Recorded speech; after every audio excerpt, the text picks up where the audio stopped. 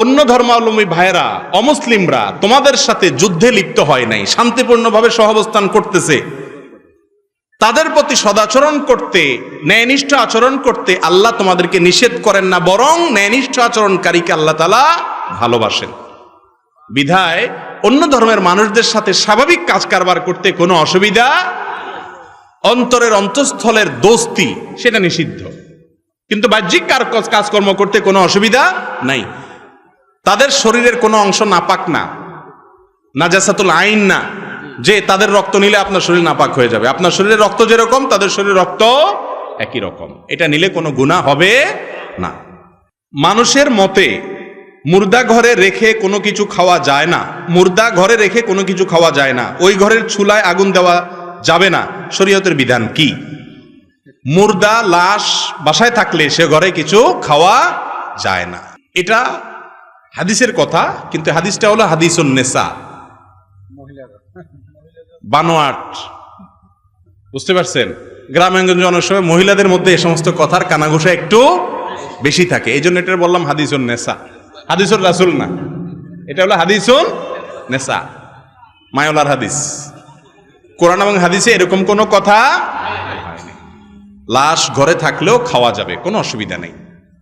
আর চুলোয় আগুন জ্বালানো যাবে কিনা লাশ রেখে, এর উত্তর হলো অবশ্যই জ্বালানো যাবে। তবে প্রতিবেশীদের দায়িত্ব হলো কোনো ব্যক্তি মারা গেলে সে বাসার লোকরা যতদিন পর্যন্ত শোক সয়ে সামলে উঠতে না পারেন ততদিন পর্যন্ত তাদের জন্য যেন খাবারের ব্যবস্থা, খাবার দিলেন ঠিকই, আবার কয়দিন পরে 3 দিনে 10 দিনে 40 দিনের নামে গরু জবাই করে পুরো এলাকার মানুষ আবার খাইলেন, তাহলে শুধু আসলে উড়ে নিলেন।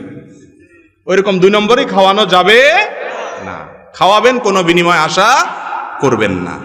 তাদের বাড়িতে চুলা জ্বালালে কোনো গুনাহ হবে না, কিন্তু এলাকাবাসীর দায়িত্ব হলো তাদের যাতে চুলা জ্বালাতে না হয় সেজন্য খাবার তাদের জন্য পাঠানো। নবী করিম সাল্লাল্লাহু আলাইহি ওয়াসাল্লাম বলেছেন, ইসনাউ লি আলি তালিব তাআমান, তোমরা আলে তালেবের জন্য খাবারের ব্যবস্থা করো, কারণ তারা তাদের প্রিয়জনকে হারিয়েছে, মন খারাপ, এই জন্য তাদেরকে খাবার দেওয়া কি সুন্নত। আমাদের দেশে উল্টা 40-এর নাম দিয়ে তাদের বাড়িতে যায় সবাই খায়, এলাকাবাসী বেহায়ামি, নির্লজ্জতা। হিংসা নাই, কিন্তু অন্যায়ভাবে মনে কষ্ট দিয়েছে, জুলুম করেছে, আর্থিক ক্ষতি করলে কি করব? কেউ যদি আপনার প্রতি অন্যায়ভাবে জুলুম করে, আর্থিক ক্ষতি করে, আপনাকে কষ্ট দেয়, অবশ্যই আপনার তার প্রতি কষ্ট থাকবে, থাকাটাই স্বাভাবিক, এটাতে কোনো অসুবিধা গুনাহ নাই, এটা মানুষের নিয়ন্ত্রণের বাইরে, এটা প্রাকৃতিক কোনো কিছুকে আল্লাহ তাআলা নিষেধ করেন না। এই জন্য রাসূল করিম সাল্লাল্লাহু আলাইহি ওয়াসাল্লাম বলেছেন, লা ইয়াহিল্লু লিমুসলিমিন আন ইয়াহজুরা আখাহু ফাওকা সালাসি আইয়াম ওয়া লায়াল, কোন ব্যক্তি অন্য মুসলমানের প্রতি কোনো কারণে রাগ হয়েছে, তার রাগকে শ্রদ্ধা করে ইসলাম।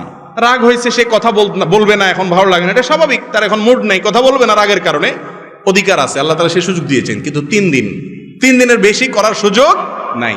তার মানে আপনার স্বকীয় যে কষ্ট সেটাকেও ইসলাম হজম করে, এলাউ করে, যে ঠিক আছে আপনি রাগ করতে পারেন। তো কেউ যদি আপনার প্রতি জুলুম করে, আপনার রাগ হতে পারে, আপনার কষ্ট হতে পারে, এটাতে কোনো অসুবিধা নেই, কিন্তু তাই বলে তার ক্ষতির আশা আপনি করবেন। আপনি আল্লাহর কাছে বলবেন, আল্লাহ সম্ভব হলে তাকে মাফ করে দিবেন, সেটা হবে সবচেয়ে মহৎ গুণ। আল্লাহ তাআলা কোরআনে কারিমে বলেছেন যে যদি কেউ মাফ করে দেও আনতা আফু, আর যদি মাফ করে দাও তাহলে সেটা তোমাদের জন্য ভালো, আর যদি মাফ না করেন তাহলে আল্লাহর উপরে হাওলা করেন, আল্লাহ তুমি বিচার করিও। চান্স পেলে আপনি যতটুকু অপরাধ করেছে সেই মাত্রায় তাকে শাস্তি দিতে পারেন, সেই মাত্রায়, অতিরিক্ত হয়ে গেলে আবার জুলুম হয়ে যাবে, কিন্তু তার কোনো ক্ষতিতে আপনার খুশি হওয়া জায়েজ নাই, ওইটা হিংসার মধ্যে পড়বে। যদি আল্লাহ মাফ করুক, তার কল্যাণ দেখলেই আপনার খারাপ লাগে। সেজদায় যাওয়ার সময় হাত আগে পড়বে নাকি হাঁটু আগে, দয়া করে একটু বলে দিন। এই সম্পর্কে 2 রকমের হাদিসই আছে। কোন হাদিসে আছে নবী করিম সাল্লাল্লাহু আলাইহি ওয়াসাল্লাম সেজদায় যাওয়ার সময় আগে হাত ধরে রাখছেন, এরপরে হাঁটু ফেলেছেন। আবার অনেক হাদিসে তার বিপরীতটাও আছে। ইমামে আজম আবু হানিফা রাহিমাহুল্লাহর মাযহাব হলো, তার দৃষ্টিভঙ্গি হলো দ্বিতীয়টা, অর্থাৎ আগে হাঁটু পড়বে তারপরে হাত পড়বে। এক্ষেত্রে যে হাদিসে আছে আগে হাত পড়ছে পরে হাঁটু পড়ছে, ওইটার জবাবে তিনি বলেন হয়তো নবী করিম সাল্লাল্লাহু আলাইহি ওয়াসাল্লাম তখন শারীরিক অসুস্থতা ছিল, সেজন্য এরকম করেছেন। বাকি 2টার সপক্ষে কি আছে? হাদিস আছে। কামড়াকামড়ির পক্ষে কোনো হাদিস নাই। কথা বুঝতে পারছেন? হিন্দু সম্প্রদায়ের কেউ কোনো বিবাহ শাদীতে সাহায্য চাইতে আসলে দেওয়া যাবে কিনা?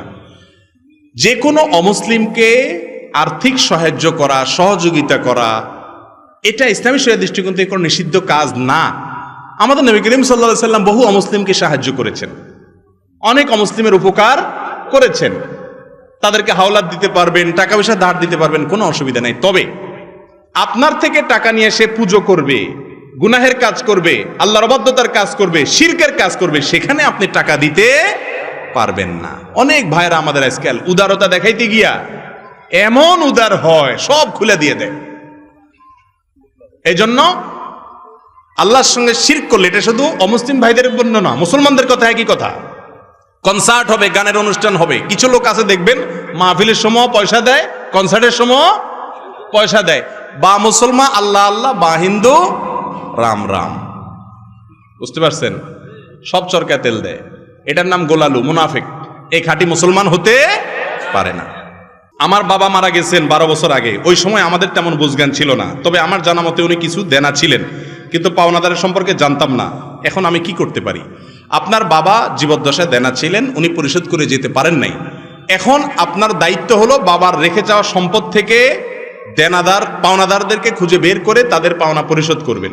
যদি খুঁজে পাওয়া না যায়, তাদের ওয়ারিসদেরকে যদি বেঁচে থাকে তাদেরকে দিবেন, তাদেরকেও যদি খুঁজে পাওয়া না যায় বা কোথায় আছে কোনো হদিস নেই, তাহলে কি পরিমাণ দেনা ছিল সে ফিগারটা বের করে সেই পরিমাণ টাকা আল্লাহর রাস্তায় খরচ করবেন, গরিব দুঃখীকে দিয়ে দিবেন। তাহলে ইনশাআল্লাহ সওয়াবের আশা করবেন না, সওয়াব হবে যে ব্যক্তির পাওনা ওই ব্যক্তির পক্ষ থেকে। তখন তার অ্যাকাউন্টে, তার ব্যাংকে সওয়াব জমা হয়ে যাবে, আপনার বাবা দায়মুক্ত হয়ে যাবেন ইনশাআল্লাহ।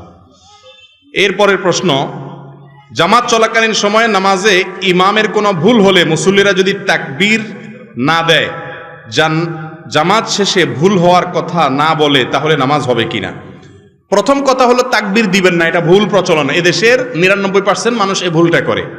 সেটা হলো ইমামের কোনো ভুল হলে মুক্তাদিরা পিছন থেকে কি বলে তার ভুল ধরবে? লোকমা দিবে কি দিয়া? সুবহানাল্লাহ, মাশাআল্লাহ। আপনারা তো জানেন, দেখা যায় সব শিক্ষিত এবং দিনদার এবং আলেম ওলামা মানুষ এখানে, মাশাআল্লাহ। কিন্তু এদেশে বেশিরভাগ মানুষ নামাজের পরে পিছন দিয়ে কি বলে? আল্লাহু আকবার বলে। নবী করিম সাল্লাল্লাহু আলাইহি সাল্লাম বলেছেন, আত-তাসবিহু লির-রিজাল ওয়াত-তাসফীকু লিন-নিসা।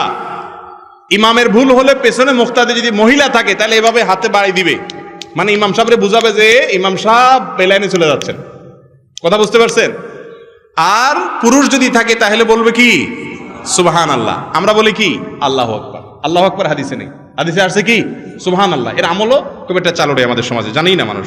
এটা হলো প্রথম কথা। দ্বিতীয় কথা হলো, ইমাম সাহেবের ভুল হয়েছে, মুক্তাদিরাও লোকমা দেয় নাই, নামাজ শেষ হয়ে গেছে, এখন কি করবে? উত্তর হলো, দেখতে হবে ভুলটা কোন ধরনের। যদি ফরজ ভুল হয়ে থাকে, ফরজ তরক হয়, যেমন ইমাম 4 রাকাত 3 রাকাত পড়ে সালাম ফিরে ফেলেছে, তাহলে তো নামাজ আবার পড়তে হবে বা ওই রাকাত পড়তে হবে। আর যদি ওয়াজিবের ভুল হয় আর সবাই কেবলার দিকেই ফিরে থাকে, তখন স্মরণ হয়, তখনও যদি লোকমা দেয় ইমাম সাহেব, যদি কি করে সুজদা দেয়, তাহলে নামাজ হয়ে যাবে। আর যদি হাঁটাচলা করে, কথাবার্তা বলে, তারপরে মনে হয়, তাহলে আবার নামাজ পড়তে হবে। আর যদি সুন্নাতের ভুল হয় তাহলে সেক্ষেত্রে কিছুই করা লাগবে না, নামাজ হয়ে গেছে ইনশাআল্লাহ। এরপরে প্রশ্ন হলো, জুতা পরে জানাজা নামাজ পড়া যাবে কিনা? উত্তর হলো, অবশ্যই যাবে। আমাদের দেশে জানাজা নামাজে দাঁড়াইলে সবাই গণহারে জুতা খুলে সামনে রাখে, ঠিক না? রাসূল করিম সাল্লাল্লাহু আলাইহি সাল্লাম বলেছেন, সল্লু ফি নিআলিকুম, ও মুসলমানরা তোমরা জুতা পরে নামাজ পড়িও যদি প্রয়োজন হয়। কারণ ইহুদিরা জুতা